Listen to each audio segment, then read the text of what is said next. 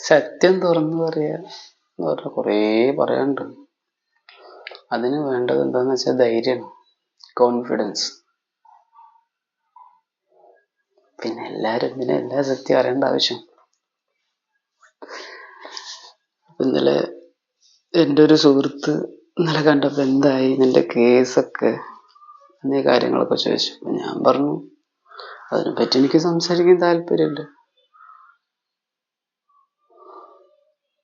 ഫേസ്ബുക്കിലൊക്കെ നീ അന്ന് പോസ്റ്റൊക്കെ ചെയ്യുന്നല്ലോ, നിങ്ങൾ അങ്ങോട്ടും ഇങ്ങോട്ടും ഒക്കെ പോയിരുന്നല്ലോ, എന്തായി? അതിനെപ്പറ്റി അതൊക്കെ കോടതി നോക്കിക്കോളും. അപ്പൊ കുറെ പൈസ ചെലവല്ലേ? ആ, ചെലവൊക്കെ ഉണ്ട്. അപ്പൊ രണ്ടു കൂട്ടർക്കും ചെലവല്ലേ? അതെ, അതിനെപ്പറ്റി നീ നോക്കേണ്ട ആവശ്യമില്ല, അത് അതിന്റെ വഴിക്ക് നടന്നോളൂ. അതൊരു കാര്യം. പിന്നെ എന്താ ഈ അസുഖങ്ങളൊക്കെ എന്ന് ചോദിക്കുന്ന വേറെ ഒരു കൂട്ടര്. എന്തായിരുന്നു അസുഖം? Over confidence. ഓവർ കോൺഫിഡൻസും ഓവർ കറേജും, ധൈര്യം. ഇതായിരുന്നു ശരിക്കും പറഞ്ഞു കഴിഞ്ഞാൽ എൻ്റെ അസുഖം. അതിന് ചികിത്സയൊന്നുമില്ല. പിന്നെ കൊണ്ടുപോയി ഒരു ചികിത്സയില്. അത് കൊണ്ടുപോയപ്പോ ഈ സാധനം കുറഞ്ഞു, കോൺഫിഡൻസ് കുറഞ്ഞു, കറേജ് കുറഞ്ഞു. അപ്പം പിന്നെ ഞാൻ എൻ്റെ രീതിയിലേക്ക് പതുക്കെ മാറി. ഒക്കെ ഉണ്ട്, സാധനം അതിൻ്റെ ഉള്ളിൽ തന്നെ ഉണ്ട്. മിണ്ടാതിരിക്കുന്ന ബിക്കോസ് വെരി ഡേഞ്ചർ. നമ്മുടെ ചുറ്റുപാട് എന്ന് പറയുന്നത് ശരിക്കും പറഞ്ഞു കഴിഞ്ഞാൽ വളരെ അപകടം പിടിച്ചതാണ്. ഏതൊരു വ്യക്തിയെ സംബന്ധിച്ചും അത് അപകടം പിടിച്ചതാണ്. അത് ഞാൻ മാത്രമൊന്നുമല്ല, ഒരു മുഖ്യമന്ത്രി ആയാലും ശരി, പ്രധാനമന്ത്രി ആയാലും ശരി, അവർക്ക് അവരുടെ ആ ഒരു പരിധി വിട്ട് കളിക്കാൻ പറ്റില്ല. അത് കളിക്കണം എന്നുണ്ടെങ്കിൽ കുറേശ്ശെ ചെയ്യാം. ഇപ്പൊ ഇവിടെ പെട്രോളിന്റെ വില കൂടുതലാണ്. നമ്മുടെ ജീവിതത്തിൽ വരുന്ന ഓരോ കാര്യങ്ങളുടെയും ചെലവുകൾ കൂടുതലാണ്, എല്ലാം കൂടുതലാണ്. പിന്നെ റോഡ് പൊട്ടിപ്പൊളിഞ്ഞ് കിടക്കുന്നത്, അങ്ങനെ ഗവൺമെന്റിന്റെ എതിരെ നോക്കുകയാണെങ്കിൽ കുറേ കാര്യങ്ങൾ പറയാനുണ്ട്. പക്ഷെ ഇത് ഗവൺമെന്റിന്റെ മാത്രം ഉത്തരവാദിത്തമല്ല, നമ്മള് ജനങ്ങളുടെയും കൂടെ ഉത്തരവാദിത്തമാണ്. നമ്മൾ ഓരോ വ്യക്തികളും ശരിക്കും പറഞ്ഞു കഴിഞ്ഞാല് സത്യം, അതായത് ധർമ്മം, അത് ഓരോ വ്യക്തികൾക്കും ഓരോ രീതിയിലായിരിക്കും. അവരവരെന്താണോ ചെയ്യാനുള്ളത് അത് ചെയ്യുക. പല വ്യക്തികൾക്കും പല രീതിയിലുള്ള കർമ്മമായിരിക്കും. അതിൽ സത്യസന്ധത പുലർത്തുക എന്ന് കരുതി വരുമാനം കിട്ടുന്ന രീതിയിൽ അംഗീകൃതമായ ചാർജ് മേടിക്കണ്ട എന്നല്ല കേട്ടോ. അപ്പൊ ഞാന് മെക്കാനിക്കാണ്. അതുവഴി എനിക്ക് കിട്ടുന്ന വരുമാനം അംഗീകൃതമായൊരു ചാർജ് ഉണ്ട്. പക്ഷെ എനിക്കറിയാം അത്രയൊന്നും ചെലവ് അതിനില്ല. എന്നാ പിന്നെ സത്യസന്ധമായി ജീവിക്കാന്ന് വിചാരിച്ചാൽ നടക്കുമോ? ഇല്ല.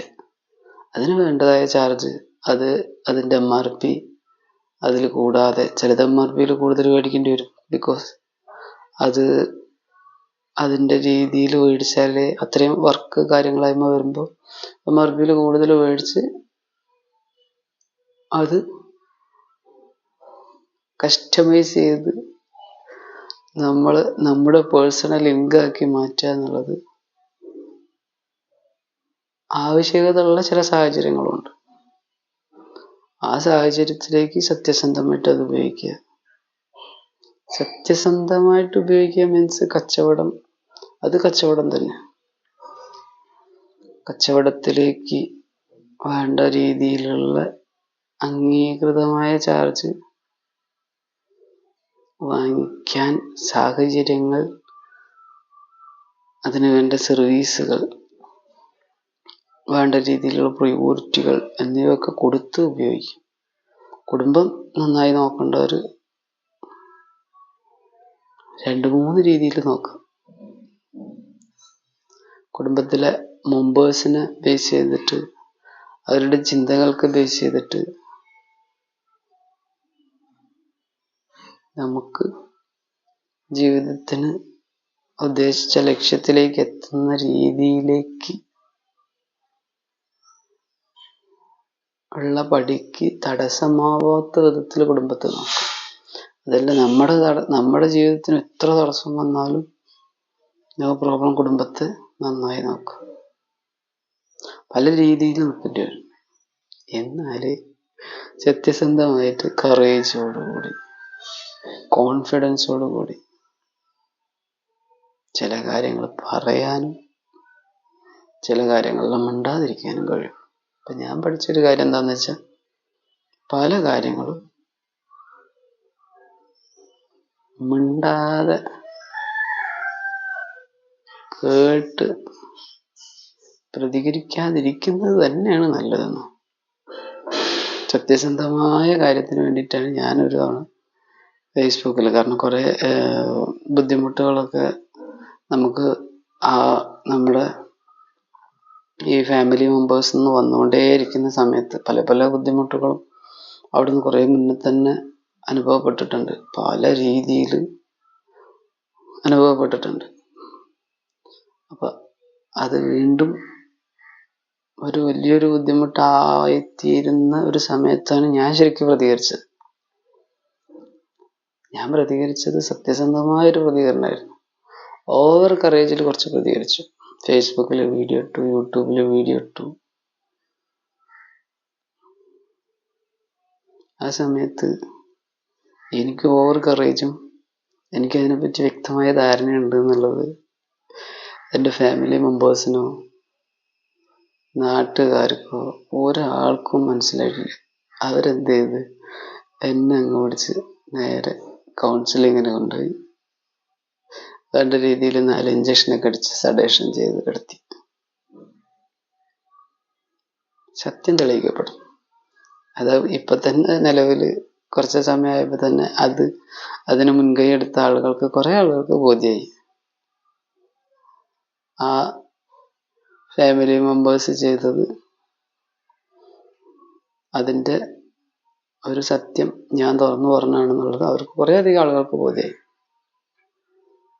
റിയലായിട്ട് ബോധ്യമായി. അവരുടെ ബുദ്ധിയിലേക്ക്, വ്യക്തികളെന്ന് ഞാൻ എടുത്ത് പറയുന്നില്ല, അവരുടെ ബുദ്ധിയിലേക്ക് അതെത്തി. എന്നെ ഒരു കാരണവശാലും ഞാൻ ചെയ്യുന്ന കർമ്മ മേഖലയിൽ പ്രതികരിക്കാതിരിക്കാൻ വരികയാണെങ്കിൽ അവർക്കും നന്ന്, എനിക്കും നന്ന്. അവർക്ക് വേണമെങ്കിൽ പ്രതികരിക്കാം. അതിപ്പോൾ എൻ്റെ ഫാമിലി മെമ്പേഴ്സ് ആർക്ക് വേണമെങ്കിലും എപ്പോൾ വേണമെങ്കിലും എന്തും ചെയ്യാം. ഇതാണ് സത്യം. അതായത് നമുക്ക് കറേജ്, കോൺഫിഡൻസ് എന്നീ സാധനങ്ങൾ എവിടുന്ന് കിട്ടിയെന്നുള്ളത് അവർക്കറിയില്ല. അറിവ്, നോളജ് അതെവിടുന്ന് കിട്ടി എന്നത് ഈ പറഞ്ഞ ബാക്കി ആർക്കും അറിയില്ല. പക്ഷെ പ്രതികരിച്ചാൽ ഇവിടെ പ്രശ്നം തന്നെയാണ്. ചില പ്രതികരണ രീതികൾക്ക് ടൈമിൽ അതിൻ്റെതായ രീതിയിലുള്ള വേണ്ട മാറ്റങ്ങൾ സംഭവിക്കുന്നുണ്ട്. ചേഞ്ചാണ്. സത്യസന്ധമായ ചില കാര്യങ്ങൾ പറയുമ്പോൾ അതിൽ വേണ്ട ചേഞ്ച്. ചിലത് കുറച്ച് കടുത്ത് പറയേണ്ടി വരും. അതാരോടായാലും, ജനിപ്പിക്കാൻ വിധിക്കപ്പെട്ടവരോടായാലും പുറമേ നിന്ന് ബന്ധുക്കാരായവരായാലും കാലങ്ങളായിട്ട് നമ്മുടെ ബന്ധത്തിൽ നിൽക്കുന്നവരോടായാലും ചിലത് കുറച്ച് കടുപ്പത്തിൽ പറയേണ്ടി വരും. ചിലത് പറയാതിരിക്കുന്നതാണ് ഭേദം. ചേഞ്ച് ആണ് മെയിനായിട്ട് വേണ്ടത്. നമ്മൾ എന്തെങ്കിലും ഒരു കാര്യത്തിൽ ഒരാളായിട്ട് സംസാരിക്കുകയാണെങ്കിൽ അത് ഒന്നുകിൽ നമ്മുടെ നന്മയ്ക്കായിരിക്കണം, അല്ലെങ്കിൽ അവരുടെ നന്മയ്ക്കായിരിക്കണം. സത്യങ്ങൾ ഇനി ഒരുപാട് പറയാനുണ്ട്.